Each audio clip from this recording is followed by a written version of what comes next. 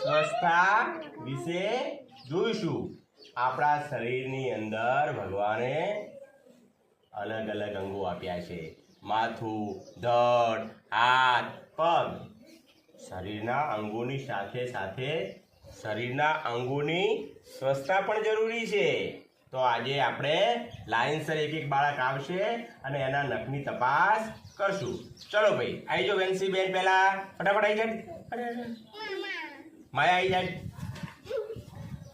જુઓ ભાઈ, વેન્સી બેનના નખ કેવડા મોટા છે। આવડા મોટા નખ સાથે આપણે જો આ નખ ન કાપીએ તો આપણને શું થાય? રોગ થાય। અને આપણે આખો દિવસ રમીએ અને સાંજે જમતા સમયે આપણે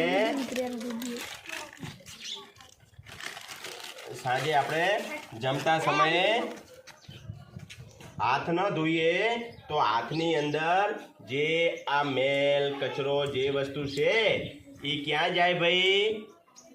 ક્યાં જાય?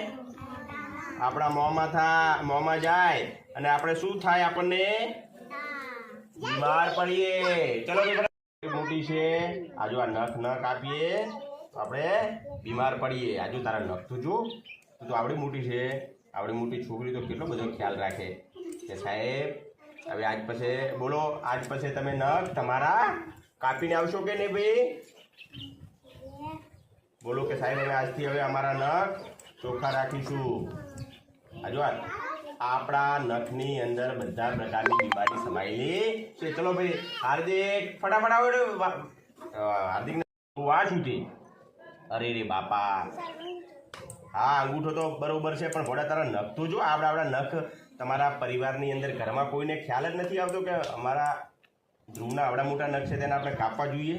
હજુ જે આ નખની અંદર મેલ ભરાય, આખો દિવસ તમે રમો, તમે સંડાસ જવા જાઓ, સંડાસ જઈ અને તમે વ્યવસ્થિત હાથ ન ધો તો તમારું મળ નખમાં ભરાઈ જાય અને આપણે જમતા સમયે હાથ ન ધોઈએ તો આપણે શું કરીએ?